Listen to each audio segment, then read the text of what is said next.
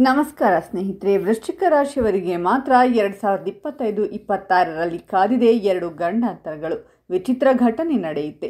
ಹಾಗಾದರೆ ವೃಶ್ಚಿಕ ರಾಶಿಯವರಿಗಿರುವ ಗಂಡಾಂತರಗಳು ಯಾವುವು, ಅದರ ಬಗ್ಗೆ ಸಂಪೂರ್ಣ ಮಾಹಿತಿಯನ್ನು ಈ ವಿಡಿಯೋದಲ್ಲಿ ಹೇಳ್ತೀವಿ. ಕೊನೆಯವರೆಗೂ ಸ್ಕಿಪ್ ಮಾಡದೆ ನೋಡಿ. ಹಾಗೆ ನೀವಿನ್ನೂ ನಮ್ಮ ಜ್ಯೋತಿಷ್ಯ ದರ್ಶನ ಚಾನಲ್ಗೆ ಸಬ್ಸ್ಕ್ರೈಬ್ ಆಗಿಲ್ಲ ಅಂದರೆ ಈಗಲೇ ಸಬ್ಸ್ಕ್ರೈಬ್ ಮಾಡಿ. ಹಾಗೆ ಪಕ್ಕದಲ್ಲಿ ಬರೋ ಬೆಲ್ ಐಕಾನನ್ನು ಕ್ಲಿಕ್ ಮಾಡಿ. ನಿಮ್ಮ ಸಮಸ್ಯೆಗಳಾದಂತಹ ಸತಿಪತಿ ಕಲಹ, ಪ್ರೀತಿಯಲ್ಲಿ ಮೋಸ, ಭೂಮಿ ವಿಚಾರ, ಕೋರ್ಟ್ ಕೇಸ್, ವ್ಯಾಪಾರ, ಹಣಕಾಸಿನ ತೊಂದರೆ, ಸಾಲಬಾಧೆ, ಸ್ತ್ರೀಯರು, ಗುಪ್ತ ಸಮಸ್ಯೆ, ಹೀಗೆ ಹಲವಾರು ಸಮಸ್ಯೆಗಳಿಗೆ ಶಾಶ್ವತ ಪರಿಹಾರ ಮಾಡಿಕೊಡುತ್ತಾರೆ. ಡಿಸ್ಪ್ಲೇ ಮೇಲೆ ಕಾಣುವ ಗುರುಜಿ ನಂಬರ್ಗೆ ಒಮ್ಮೆ ಕರೆ ಮಾಡಿ.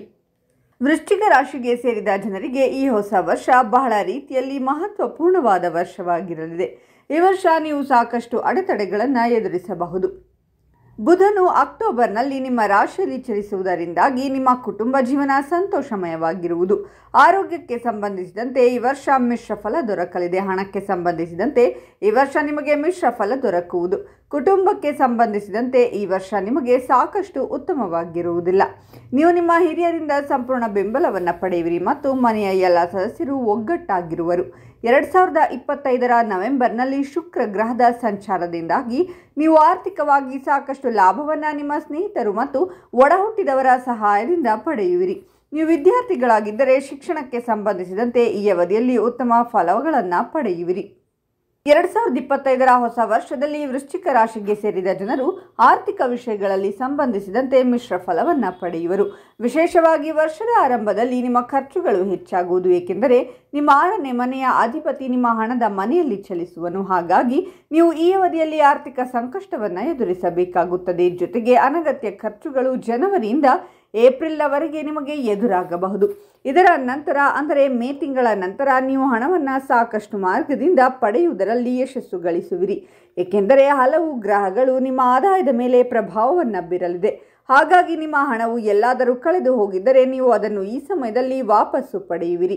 ನೀವು ಯಾವುದಾದರೂ ಮೂಲಗಳಿಂದ ಹಣವನ್ನು ಗಳಿಸುವಿರಿ. ಇದರಿಂದಾಗಿ ನಿಮ್ಮ ಆರ್ಥಿಕ ಸ್ಥಿತಿಯು ಸಾಕಷ್ಟು ಸುಧಾರಿಸುವುದರೊಂದಿಗೆ ನೀವು ಧಾರ್ಮಿಕ ಚಟುವಟಿಕೆಗಳಲ್ಲಿ ಭಾಗವಹಿಸುವಿರಿ.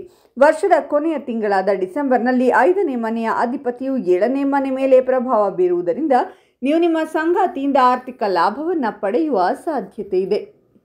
2025ರ ಹೊಸ ವರ್ಷ ವೃಶ್ಚಿಕ ರಾಶಿಗೆ ಸೇರಿದ ಜನರ ವೈವಾಹಿಕ ಜೀವನದ ದೃಷ್ಟಿಯಿಂದ ಉತ್ತಮವಾಗಿರುವುದು, ಏಕೆಂದರೆ ನಿಮ್ಮಿಬ್ಬರ ನಡುವಿನ ಎಲ್ಲ ತಪ್ಪು ತಿಳುವಳಿಕೆಗಳು ಮತ್ತು ವಾದ ವಿವಾದಗಳು ಈ ಸಮಯದಲ್ಲಿ ದೂರವಾಗುವುದು.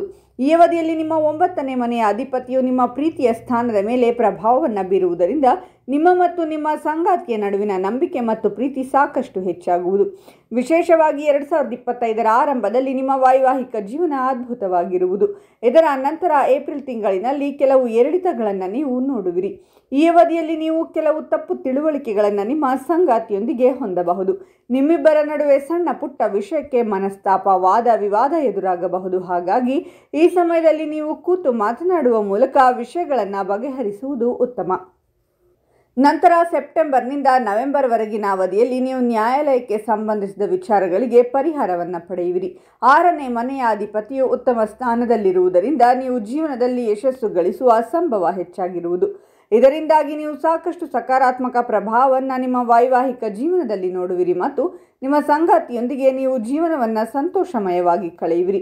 ವೃಶ್ಚಿಕ ರಾಶಿಗೆ ಸೇರಿದ ವಿವಾಹಿತರು ಸೆಪ್ಟೆಂಬರ್ನಿಂದ ವರ್ಷದ ಕೊನೆಯವರೆಗಿನ ಅವಧಿಯಲ್ಲಿ ವಿವಾಹವಾಗುವ ಯೋಗವಿದೆ. ಈ ಅವಧಿಯಲ್ಲಿ ನೀವು ವಿಶೇಷ ವ್ಯಕ್ತಿಯನ್ನು ಭೇಟಿಯಾಗುವ ಸಂಭವವಿದೆ. ಪ್ರೀತಿಯಲ್ಲಿರುವ ವೃಶ್ಚಿಕ ರಾಶಿಗೆ ಸೇರಿದ ಜನರಿಗೆ 2025ರ ಹೊಸ ವರ್ಷ ಶುಭ ಫಲಿತಾಂಶಗಳನ್ನು ನೀಡುವುದು. ನಿಮ್ಮ ಪ್ರೀತಿಯ ಜೀವನದಲ್ಲಿ ಪ್ರೀತಿ ಮತ್ತು ರೊಮ್ಯಾನ್ಸ್ ಸಾಕಷ್ಟು ಹೆಚ್ಚಾಗುವುದು. ವರ್ಷದ ಆರಂಭದಲ್ಲಿ ಅಂದರೆ ಜನವರಿಯಿಂದ ಫೆಬ್ರವರಿ ಅಂತ್ಯದವರೆಗೆ ನೀವು ಸ್ವಲ್ಪ ಎಚ್ಚರಿಕೆಯಿಂದ ಇರುವುದು ಉತ್ತಮ, ಏಕೆಂದರೆ ನಿಮ್ಮ 5ನೇ ಮನೆಯ ಅಧಿಪತಿಯು ಉತ್ತಮ ಸ್ಥಾನದಲ್ಲಿಲ್ಲದ ಕಾರಣ ನಿಮ್ಮ ಸಂಗಾತಿಯೊಂದಿಗೆ ತಪ್ಪು ತಿಳುವಳಿಕೆ ಅಥವಾ ಮನಸ್ತಾಪ ಉಂಟಾಗಬಹುದು. ಮಾರ್ಚ್ ತಿಂಗಳ ಮಧ್ಯದಿಂದ ಸೆಪ್ಟೆಂಬರ್ನವರೆಗೆ ನಿಮ್ಮಿಬ್ಬರ ನಡುವಿನ ನಂಬಿಕೆಯಿಂದ ಸಂಬಂಧ ಬಲಗೊಳ್ಳುವುದು. ಇದರಿಂದಾಗಿ ನಿಮ್ಮಿಬ್ಬರ ನಡುವಿನ ಪ್ರೀತಿ ಸಹ ಹೆಚ್ಚಾಗುವುದು. ಜೊತೆಗೆ ನಿಮ್ಮಿಬ್ಬರ ನಡುವಿನ ಅನ್ಯೋನ್ಯತೆ ವೃದ್ಧಿಯಾಗಲಿದೆ. ವೃಶ್ಚಿಕ ರಾಶಿಗೆ ಸೇರಿದ ಜನರು ನಿಮ್ಮ ಪ್ರೀತಿಯ ಹುಡುಕಾಟದಲ್ಲಿದ್ದರೆ ಸೆಪ್ಟೆಂಬರ್ನಿಂದ ನವೆಂಬರ್ನವರೆಗಿನ ಅವಧಿಯಲ್ಲಿ ನಿಮಗೆ ವಿಶೇಷ ವ್ಯಕ್ತಿಯ ಭೇಟಿಯಾಗುವ ಸಂಭವವಿದೆ. 2025ರ ಹೊಸ ವರ್ಷ ವೃತ್ತಿ ಜೀವನಕ್ಕೆ ಸಂಬಂಧಿಸಿದಂತೆ ಸಾಧಾರಣವಾಗಿರುವುದು. ರಾಹುವಿನ ಸಂಚಾರದಿಂದಾಗಿ ನೀವು ಮಾನಸಿಕ ಸಮಸ್ಯೆಗಳನ್ನು ಎದುರಿಸಬೇಕಾಗುತ್ತದೆ. ಹಾಗಾಗಿ ನಿಮ್ಮ ಯೋಚನೆಗಳಲ್ಲಿ ಸಕಾರಾತ್ಮಕ ಹೊಂದುವಂತೆ ನೋಡಿಕೊಳ್ಳಿ. ವಿಶೇಷವಾಗಿ ಏಪ್ರಿಲ್ನಿಂದ ಮೇ ಅಂತ್ಯದವರೆಗೆ ಸ್ವಲ್ಪ ಕಾಳಜಿ ವಹಿಸಿ. ಇದರ ನಂತರ ಅಂದರೆ ಮೇ ತಿಂಗಳ ಅಂತ್ಯದಿಂದ ಸೆಪ್ಟೆಂಬರ್ವರೆಗೆ ನಿಮ್ಮ ಕೆಲಸದ ಸ್ಥಳದಲ್ಲಿ ಬದಲಾವಣೆಯಾಗಬಹುದು. ಇದರಿಂದಾಗಿ ನೀವು ಲಾಭವನ್ನು ಪಡೆಯುವ ಸಂಭವವಿದೆ. ವಿದೇಶಕ್ಕೆ ಸಂಬಂಧಿಸಿದಂತೆ ವ್ಯಾಪಾರ ಮಾಡುವವರು ಯಶಸ್ಸು ಗಳಿಸುವ ಸಂಭವ ಹೆಚ್ಚಾಗಿರುವುದು. 2025ರ ಹೊಸ ವರ್ಷದಲ್ಲಿ ಕೆಲಸವನ್ನು ಮಾಡುವ ಜನರು ಬಡ್ತಿಯನ್ನು ಪಡೆಯುವ ಸಂಭವವಿದೆ ಮತ್ತು ವ್ಯಾಪಾರವನ್ನು ಮಾಡುವವರು ಹೊಸ ಜನರ ಭೇಟಿಯಿಂದ ಯಶಸ್ಸು ಗಳಿಸುವರು. ನವೆಂಬರ್ ತಿಂಗಳವರೆಗಿನ ಅವಧಿಯಲ್ಲಿ ನೀವು ವೃತ್ತಿ ಜೀವನಕ್ಕೆ ಸಂಬಂಧಿಸಿದಂತೆ ಸ್ವಲ್ಪ ಎಚ್ಚರಿಕೆಯಿಂದ ಇರಬೇಕಾಗುತ್ತದೆ. ಈ ಅವಧಿಯಲ್ಲಿ ನೀವು ಸಾಕಷ್ಟು ಕಠಿಣ ಪರಿಶ್ರಮ ಪಟ್ಟರೆ ಯಶಸ್ಸು ಸಿಗುವುದು ಖಂಡಿತ. ನಿಮಗೆ ಈ ಸಮಯವು ಉತ್ತಮವಾಗಿರಲಿದೆ. ಅಕ್ಟೋಬರ್ ತಿಂಗಳ ಕೊನೆಯಲ್ಲಿ ನೀವು ಅತ್ಯುತ್ತಮವಾದ ಫಲಗಳನ್ನು ಪಡೆಯುವಿರಿ, ಏಕೆಂದರೆ ಈ ಅವಧಿಯಲ್ಲಿ ನೀವು ಆರ್ಥಿಕವಾಗಿ ಸಾಕಷ್ಟು ಲಾಭವನ್ನು ಪಡೆಯುವುದರೊಂದಿಗೆ ಬಡ್ತಿಯನ್ನು ಸಹ ಪಡೆಯುವ ಸಂಭವವಿದೆ. ಹಾಗಾಗಿ ಹೊಸ ವರ್ಷದಲ್ಲಿ ನೀವು ನಿಮ್ಮ ಕೋಪವನ್ನು ನಿಯಂತ್ರಿಸುವುದು ಅತಿ ಮುಖ್ಯ. ವರ್ಷದ ಆರಂಭದಲ್ಲಿ ನೀವು ಸರ್ಕಾರಕ್ಕೆ ಸಂಬಂಧಿಸಿದ ವಿಚಾರಗಳಲ್ಲಿ ಸ್ವಲ್ಪ ಸಮಸ್ಯೆಗಳನ್ನು ಎದುರಿಸಬಹುದು. ವ್ಯಾಪಾರಕ್ಕೆ ಸಂಬಂಧಿಸಿದಂತೆ ಈ ವರ್ಷ ನಿಮಗೆ ಉತ್ತಮವಾಗಿರಲಿದೆ. ವಿಶೇಷವಾಗಿ ಮೇ ತಿಂಗಳ ಮಧ್ಯದಲ್ಲಿ ವ್ಯಾಪಾರವನ್ನು ವಿಸ್ತರಿಸುವ ಬಗ್ಗೆ ನಿಮ್ಮ ಯೋಜನೆಗಳಲ್ಲಿ ನೀವು ಯಶಸ್ಸನ್ನು ಗಳಿಸುವ ಸಂಭವವಿದೆ. ಈ ವರ್ಷದ ಜನವರಿಯಿಂದ ಏಪ್ರಿಲ್ ತಿಂಗಳವರೆಗಿನ ಅವಧಿಯು ನಿಮಗೆ ಉತ್ತಮವಾಗಿರಲಿದೆ. ಮೇ ತಿಂಗಳ ನಂತರ ಸೆಪ್ಟೆಂಬರ್ನವರೆಗೆ ನೀವು ವಿಶೇಷವಾಗಿ ಸಾಕಷ್ಟು ಎಚ್ಚರಿಕೆ ವಹಿಸಬೇಕು, ಏಕೆಂದರೆ ಈ ಸಮಯ ಸಾಕಷ್ಟು ಉತ್ತಮವಾಗಿರುವುದಿಲ್ಲ.